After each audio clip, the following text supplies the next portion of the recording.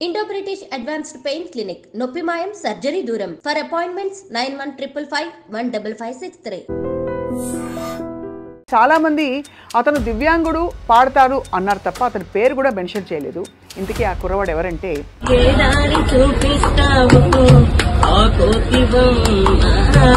రాజు. అద్భుతమైన పాట విని సాక్షాత్తు సజ్జనార్ గారు బహుశా ఇలాంటి టాలెంట్కి గొప్ప అవకాశం వస్తే బాగుండు అని చెప్పి కీరవాణి గారిని ఉద్దేశించారు. అఫ్కోర్స్ అంతకంటే ముందు తమన్ గారు ఈ పోస్ట్ చూసి స్పందించారు. రాజుకి నేను అవకాశం ఇస్తానని చెప్పారు. చీకటితో వెలుగే చెప్పెను నేనున్నానని నీకేం కాదని. రామాచారి గారు అద్భుతమైన గురువు. అండ్ అలాగే మన జయకుమార్ ఆచార్య గారు అయితే చెప్పక్కర్లేదు, ఆయన చాలా ప్రోగ్రామ్స్ వాయించారు.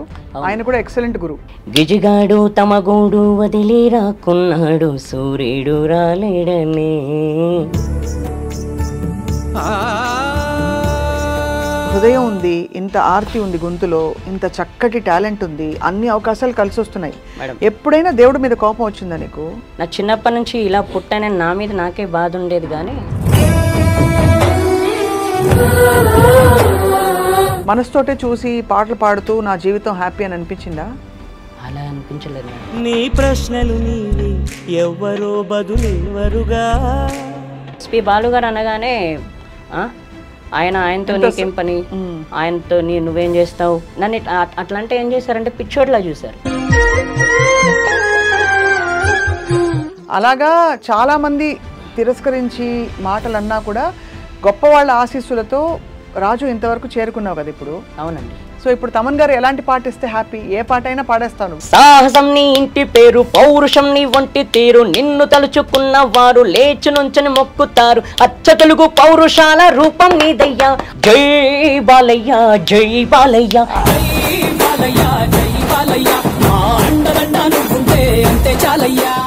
ఇటీవల కాలంలో అంటే ఈ గత 1-2 రోజుల్లో మనకి ఒక కుర్రవాడు వార్తల్లోకి ఎక్కాడు.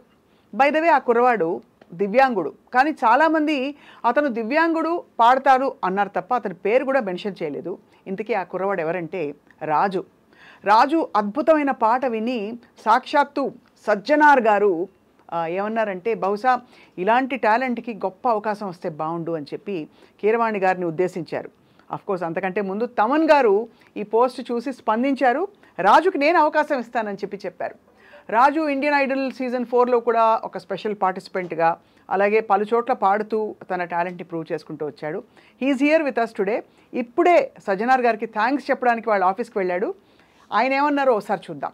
మన రాజు ఒక సింగరు, ఆయనకు అంగవైకల్యం ఉన్నా కూడా ఆయన విజువలీ ఛాలెంజ్డ్, ఆయన అంతా ఛాలెంజ్ ఉన్న ఆయన మంచి గాయకుడు.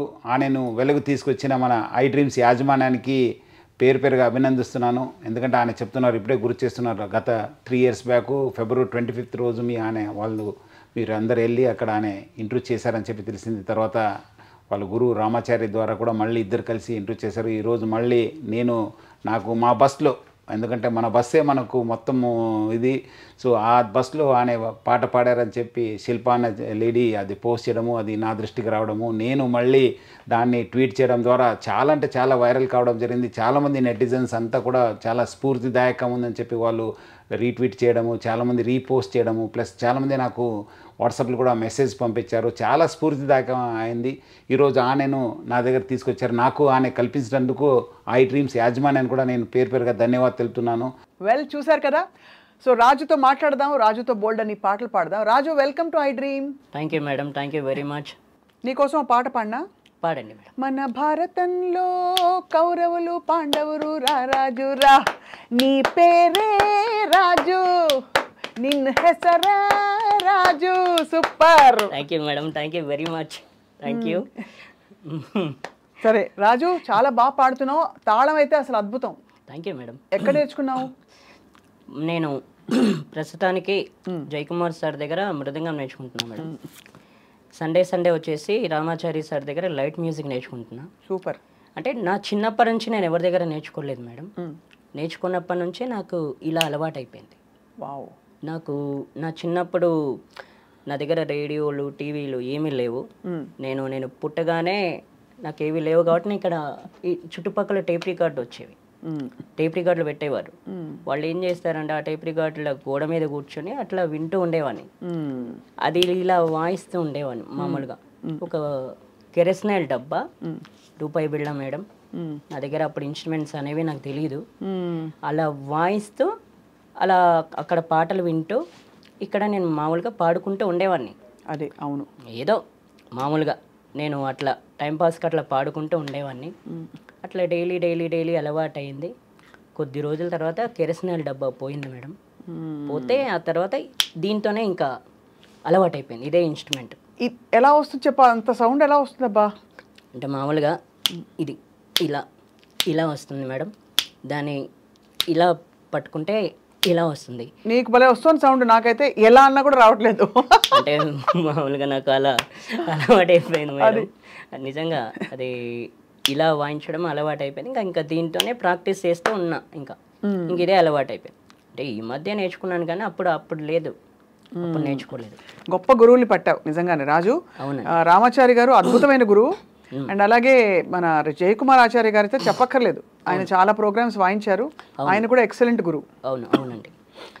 సో ఇప్పుడు ఎంతవరకు మరి నువ్వు అంటే ఎలా నేర్చుకుంటున్నావు సంగీతం? అంటే డైలీ అమ్మ తీసుకెళ్తుంది మేడం. ఇప్పుడు అమ్మ నేను తీసుకొచ్చారు కదా? అవును, అమ్మ తీసుకొచ్చారు. అమ్మ ఇక్కడే ఉన్నారు. అవునండి, డైలీ అమ్మ తీసుకెళ్తారు. సండే కూడా అమ్మే తీసుకెళ్తారు. ఇంకేమైనా ప్రోగ్రామ్స్ అయితే కూడా అమ్మే తీసుకెళ్తారు. ఇవాళ సజ్జనార్ సార్ దగ్గరికి వెళ్ళి ఎట్లా అనిపించింది రాజు? ఆయన అసలు ఏమనుకున్నా మేడం, ఆయన చూసిన తర్వాత ఈరోజు చాలా బాగా మాట్లాడారు.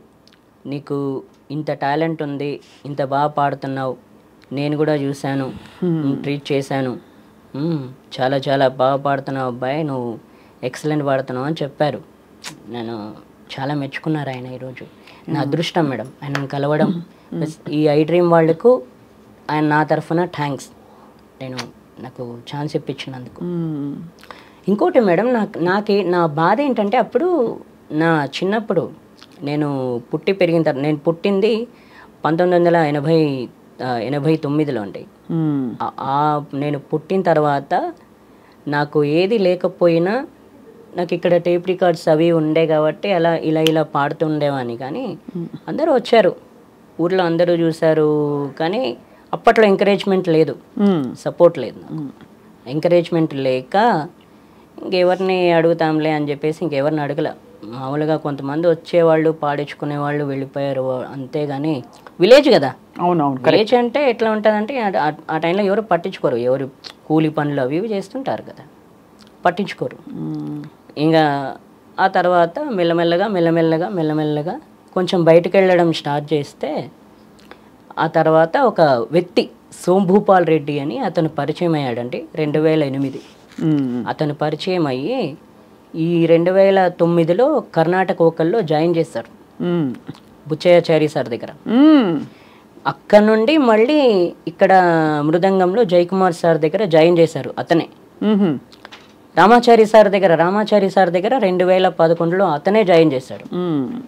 జాయిన్ చేస్తే ఈ అబ్బాయిని ఎవరు తీసుకెళ్తారో, నేను వీడికి ఛార్జీ ఖర్చులు అయితే నేను ఇస్తా, ఎవ్రీ సండే తీసుకున్నాను అంటే అమ్మకు తెలియదు అని చెప్పేసి 5-6 వారాలు వచ్చారు నాతో పాటు. వచ్చి తీసుకెళ్లారు ప్రతి ప్రోగ్రామ్కు. అంటే నేను సంగీతం నేర్చుకోక ముందు కూడా ప్రతి ప్రోగ్రామ్స్కి వచ్చేవాడు అతను. ప్రతి ప్రోగ్రామ్స్కు ఏ ప్రోగ్రామ్ అయితే ఆ ప్రోగ్రామ్కు తీసుకొచ్చేవాడు.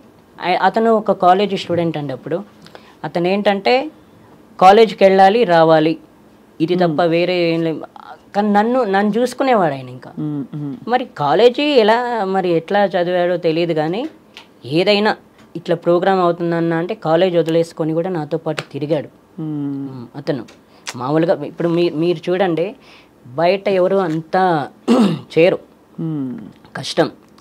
మీరు జర్నలిస్ట్, మీరు కూడా చూస్తుంటారు, బయట జరిగేవి మీకు కూడా తెలుస్తూ ఉంటాయి కాబట్టి. అవును, అట్లా ఎవరు చేయరు. కానీ అతను కాలేజ్ కూడా వదులుకొని నా కోసం తిరిగాడు. అంత కష్టపడ్డాడు. అదృష్టం కదా. అవునండి, నా అదృష్టం నిజంగా. కానీ రాజు, యువర్ అద్భుతమైన టాలెంట్. రాజు, ఒక పాట పాడమని అడగచ్చా? అడగండి. అయ్యో, మీరు అడగడం నేను పాడకపోవడమా? సరే, మంచి నీకు ఇష్టమైన పాట రాజు.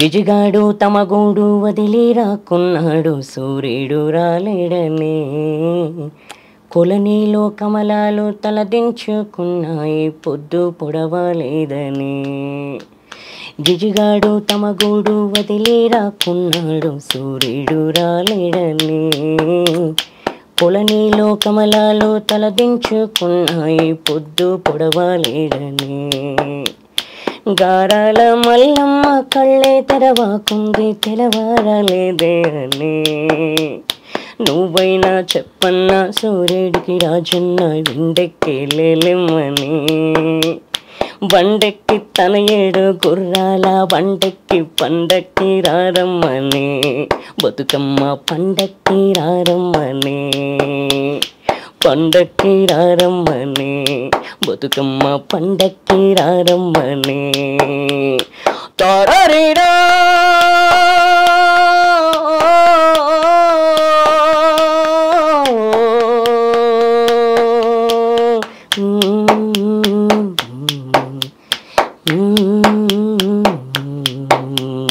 నడుమింట సూర్యుడు నిప్పుల్లో చెరిగేడు పసికందు పడుకుండని నడుమింట సూర్యుడు నిప్పుల్లో చెరిగేడు పసికందు పడుకుండని నువ్వైనా చెప్పన్నా సూర్యుడికి రాజన్న మబ్బు చాటుకి రమ్మని నా బిడ్డకి రవ్వంతాలకిమ్మని కంటికి రెప్పల కాచుకున్నా గాని నీ మీదే నా కంటి సూపు నువ్వైనా చెప్పన్నా మల్లమ్మకు రాజన్న ఇల్లు దాటి పోవద్దని దయచేసి నీ దరికి రావద్దని ఇల్లు దాటి పోవద్దని దయచేసి నీ దరికి రావద్దని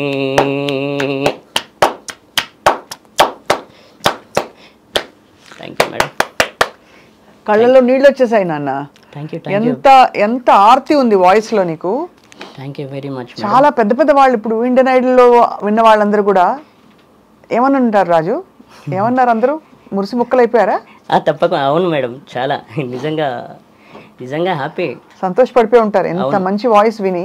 అవును అవును మేడం, నిజంగా చాలా. రాజు, మరి ఇన్ని పాటలు నేర్చుకుంటూ క్లాసికల్ కూడా నేర్చుకున్నావు కదా, కచేరీలో ఏమైనా చేసావా ఎప్పుడైనా? నేను కచేరీలకు వెళ్ళలేదు మేడం. ఇప్పుడు ప్రస్తుతానికైతే రామాచారి సార్ ప్రోగ్రామ్స్ అయితే వెళ్తా. అక్కడ పాడతావా? వాళ్ళతో పాడతా. రవీంద్ర భారతి, చిక్కడపల్లి త్యాగరాయ గాన సభ, రవీంద్ర భారతి అండ్ చిక్కడపల్లి త్యాగరాయ గాన సభ, సుందరయ్య విజ్ఞాన పార్క్, ఇక్కడికి వెళ్తుంటాను. వాళ్ళు అంటే అమ్మే తీసుకెళ్తుంది. ఎల్ఎంఏ అమ్మ అక్కడి నుంచి ఇందాక నుంచి చూస్తున్నారు. అవునండి, తీసుకెళ్తారు. నీ పాట విని అమ్మ ఏమంటుందో? అమ్మ ఏమంటావు అట్లా అలా అంటారు. అమ్మ చాలా రెస్పాన్సిబిలిటీ, ఆవిడే తీసుకొస్తారు, తీసుకెళ్తారు. ఇంకెవరెవరు మీకు నీకు అన్నదమ్ములు అక్క చెల్లెళ్ళు ఉన్నారా? 3 అక్కలు 1 చెల్లి మేడం. 3 అక్కలు 1 చెల్లి. అయితే వాళ్ళందరూ పెళ్ళిళ్ళు అయిపోయాయి. ప్లస్ మా బావ వచ్చేసి కానిస్టేబుల్. ఓహో, కానిస్టేబుల్. ఒకప్పుడు మాదాపూర్లో చేశారు, ఇప్పుడు శంషాబాద్ పాత పిఎస్, మళ్ళీ ఇప్పుడు తర్వాత అరంగడ్ మైలాదేవులపల్లిలో చేస్తున్నారు. వాళ్ళు మా ఇంటి దగ్గర ప్లాట్ తీసుకున్నారు, ఇంకా ఇక్కడే ఉంటున్నారు. మమ్మల్ని వాళ్ళే చూసుకుంటూ చక్కగా. అవునండి, అందరి కుటుంబం కలిసిమెలిసిగా ఉంటున్నారు చక్కగా. అవునండి, నీ టాలెంట్ చూసి వాళ్ళు కూడా చాలా మురిసిపోయి ఉంటారు. అవునండి, చాలా చాలా ఎంకరేజ్ చేస్తారు. వాళ్ళు కూడా చేస్తుంటారు. ఇప్పుడు వాళ్ళ ఎంకరేజ్మెంట్ లేనిది లేము. ఎప్పుడైతే పెళ్ళయిందో ఎదురు చూస్తుంటారు, అరే వీడికి ఏమన్నా ఛాన్స్ వచ్చింటే బాగుండు, ఎప్పుడు పాడతాడు అక్కడిక్కడ ఎదురు చూస్తుంటారు వాళ్ళు. అది నిజంగా నా అదృష్టం మేడం. ఎందుకంటే వీళ్ళు కూడా ఎంకరేజ్ చేయడం.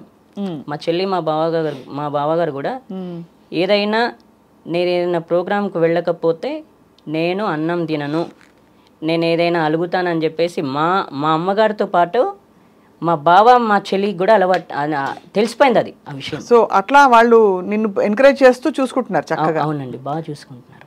రాజు, నీకు ఇంత హృదయం ఉంది, ఇంత ఆర్తి ఉంది గొంతులో, ఇంత చక్కటి టాలెంట్ ఉంది, అన్ని అవకాశాలు కలిసి వస్తున్నాయి. ఎప్పుడైనా దేవుడి మీద కోపం వచ్చిందా నీకు? మేడం నాకు అలాంటిది ఏం లేదు మేడం. ఎప్పుడు దేవుడి మీద ఎవరి మీద కోపం రాలేదు. ఎందుకంటే నాకు చిన్నప్పటి నుంచి ఇలా పుట్టానని నా మీద నాకే బాధ ఉండేది, కానీ దేవుడి మీద మాత్రమే, నాకు ఎవరి మీద కోపం వచ్చేది కాదు. నేను ఎప్పుడైతే ఇలా పుట్టానో, కానీ అనుకుంటూ ఉండేవాడిని, నాకు తెలియదు అసలు అప్పుడు ఆ టైంలో తెలియదు. ఎవరన్నా తీసుకెళ్తే వెళ్ళాలి, చేయాలి, ఇంట్లోనే కూర్చునేవాడిని కదా, బయట ఫ్రెండ్స్ ఎవరిని కలిసేది లేదు, ఇంట్లోనే ఉండాలి, ఇలా ఎన్నాళ్ళు అని అనుకునేవాడిని. కానీ సింగింగ్ ఒక పాట ఛాన్స్ రావాలనుకున్నాను, కానీ నేను ఎప్పుడు కానీ ఎవరిని తిట్టుకోలేదు. సో నువ్వు పుట్టుక నుంచే నీకు ఇలా ఉండింది, అంటే నీకు దివ్యాంగుడివే కదా నాన్న? అవునండి. సో ఎప్పుడు నీకు అనిపించలేదా ప్రపంచాన్ని చూడాలనే ఒక తపన ఉంటుంది కదా, మనసుతో చూస్తున్నావు నువ్వు? అనిపించిందండి. నేను అనుకునేవాడిని, ఇప్పుడు మామూలుగా అందరూ ఆడుకుంటుంటారు కదండి, అవును, ప్రపంచాన్ని చూడాలని అనిపించింది.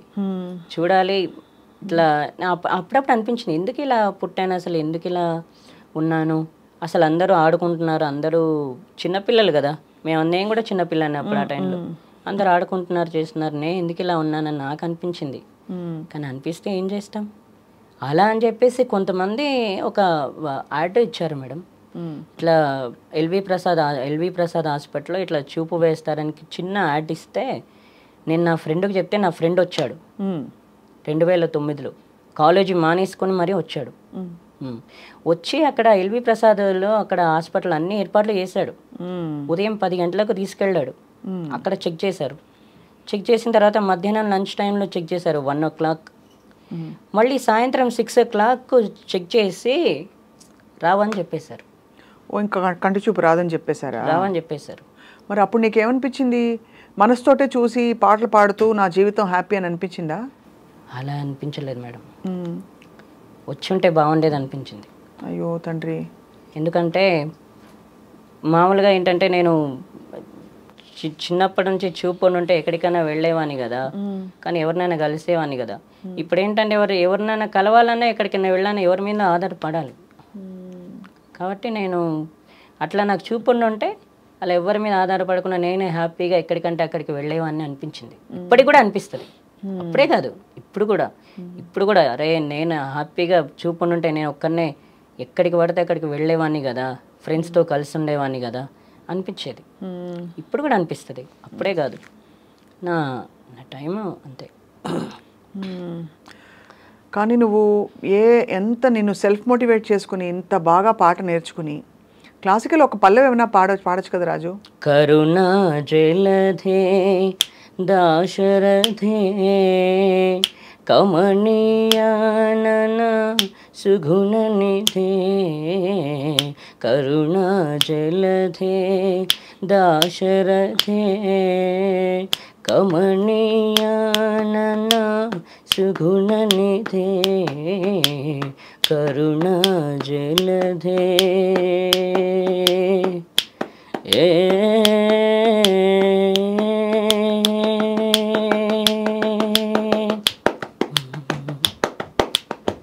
నీమయమే గాలిలలో నిన్నే మనినే దూరుదును, నీమయమే గాలిలలో నిన్నే మనినే దూరుదును, కరుణా జలధే దాశరథే కమనీయానన సుగుణ నిధే, కరుణా జలధే.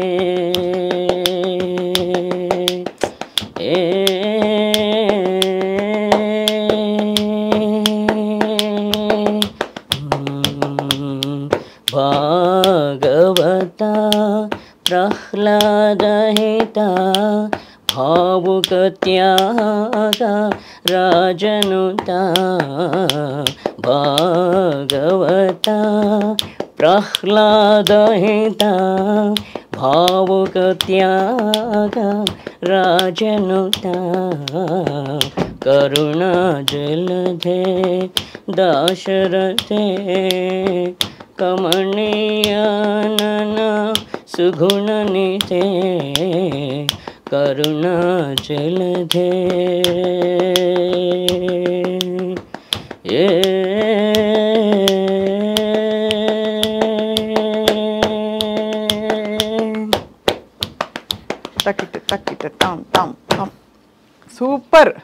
Thank you madam, thank you very much.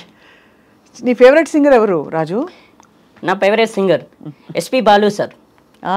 అందరికీ అంటే చూడండి మేడం, మామూలుగా నేను ఆయన నా చిన్నప్పుడే కలవాలనుకున్నా 1994లో అనుకున్నాను మేడం.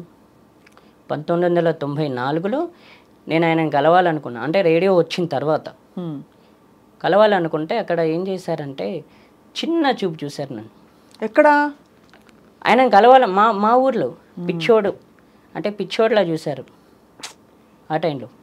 కలవాలనుకున్న పాపానికే ఆ రోజు నన్ను పిచ్చోడ్లా చూశారు అందరూ, కల్పించలేకపోయారు ఎవరు.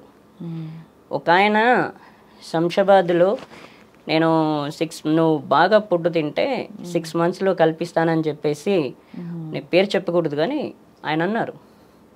ఆయన ఏం చేశారంటే 6 months తర్వాత చేతులు ఎత్తేసారు. నేనేమనుకున్నా అంటే నేను ఎలాగో అంటే ఆయనను కలిసి ఆయన ముందు పాడి, చిన్నతనం అండి అప్పుడు, చిన్నతనంలో నేను పాడుతున్నా, ఆయనను కలిసి ఆయన ముందు ఒక పాట పాడి ఆయనకు నచ్చితే నేను సింగర్ అవుతా, ఆయనను సింగింగ్ అంటే సంగీతం నేర్చుకోమంటారా లేకపోతే ఏం చేయమంటారా, ఒక్కసారి ఆయనను కలుసుకొని చేద్దామని అనుకుంటే కల్పించలేకపోయారు. ఎవ్వరు కల్పించలేకపోయారు. ఆ తర్వాత ఏమనుకున్నానంటే ఇంకెవరితో చెప్పకూడదు, అయినా నా మైండ్లోనే ఉంచుకోవాలి. ఎందుకంటే అందరికీ చెప్తే ఏం లాభం, వేస్ట్. ఇంకా తర్వాత ఎవరితో చెప్పకూడదు అని చెప్పేసి ఎవరితో చెప్పలా. ఈ చెప్పకపోవడం వల్ల ఎప్పుడు కలిశానంటే 2014 సండే రోజు కలిశాను. ఎవరి వల్ల? రామాచారి సార్ వల్ల కలిశాను.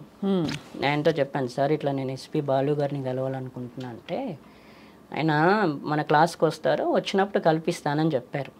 కల్పించారు. కల్పించి ఆయన మాట్లాడగానే చాలా హ్యాపీ అనిపించింది. ఇంకా నా ఆనందానికి అద్దులు లేవు.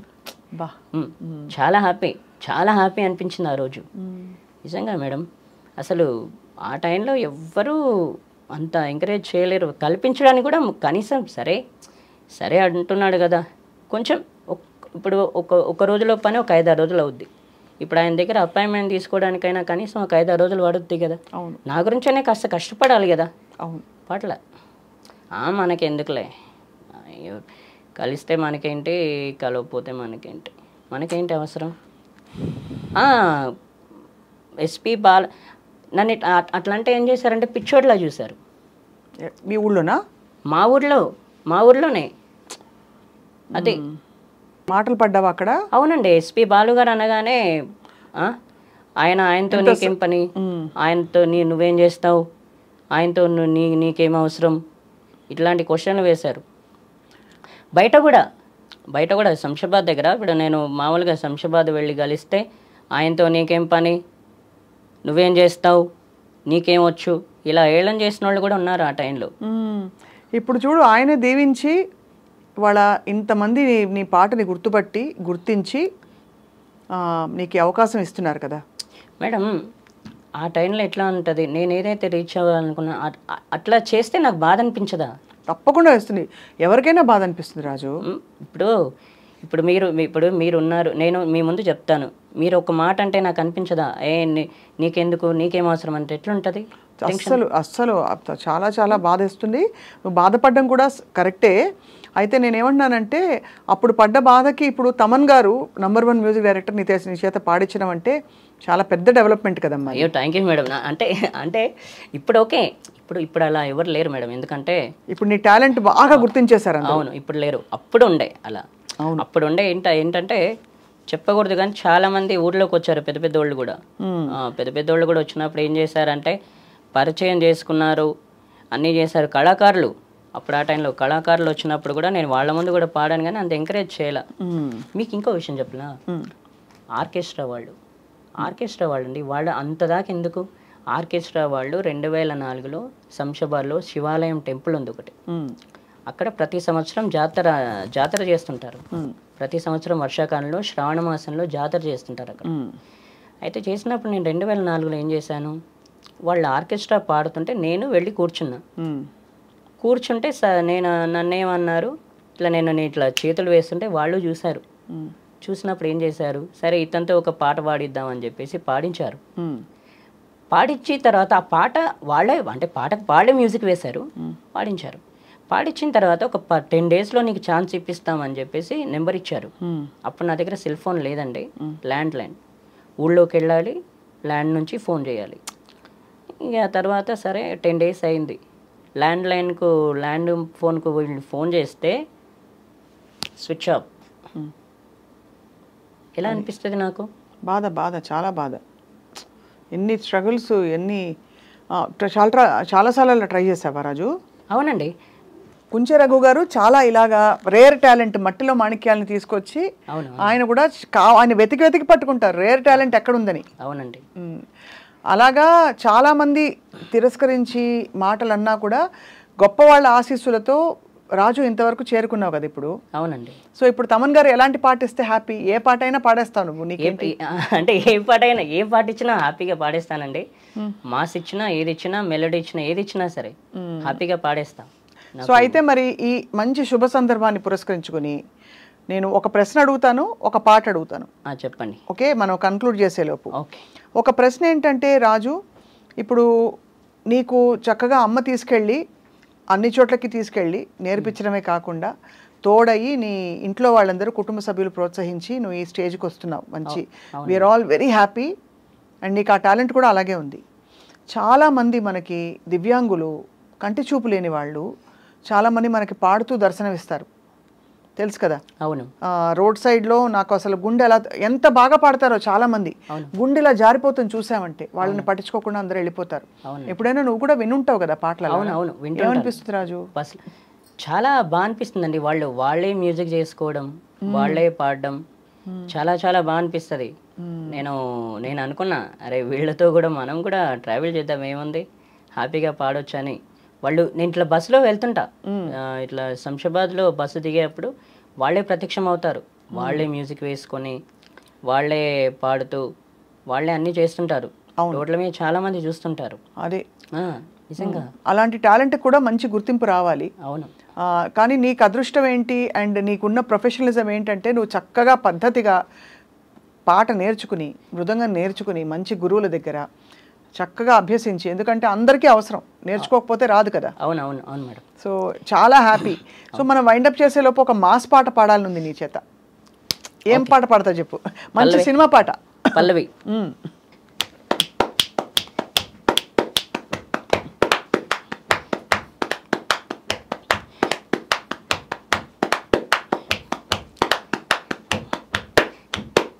సాహసం నీ ఇంటి పేరు, పౌరుషం నీ వంటి తీరు, నిన్ను తలుచుకున్న వారు లేచి నుంచని మొక్కుతారు. అచ్చ తెలుగు పౌరుషాల రూపం నీదయ్యా, అలనాటిమేటి రాయలోరు తేజం నువ్వయ్యా. మా తెల్లవారే పొద్దు నువ్వై పుట్టినావయ్యా, మా మంచి చెడ్డల్లోనే చెత్త కట్టినావయ్యా. జన్మ బంధువంటూ నీకే జై కుట్టినామయ్యా. జై బాలయ్య, జై బాలయ్య, జై జై బాలయ్య, జై బాలయ్య, జై బాలయ్య, జై బాలయ్య. మా అండదండ నువ్వుంటే అంతే చాలయ్యా. జై బాలయ్య, జై బాలయ్య, జై జై బాలయ్య, జై బాలయ్య, జై బాలయ్య, జై బాలయ్య. మా అండదండ నువ్వుంటే అంతే చాలయ్యా. సాహసం నీ ఇంటి పేరు, పౌరుషం నీ వంటి తీరు, నిన్ను తలుచుకున్న వారు లేచి నుంచని మొక్కుతారు. Super madam. కీర్తన కొండలలో నెలకొన్న కోనేటి రాయడు వాడు,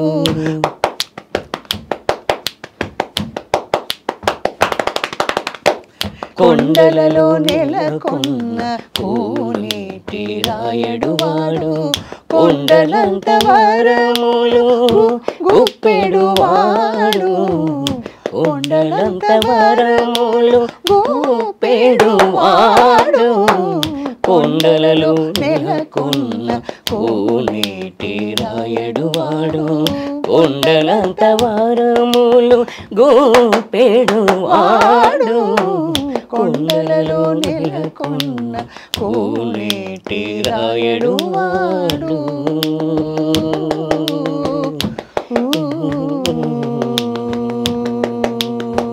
శభాష్, అద్భుతం అద్భుతం రాజు. Thank you.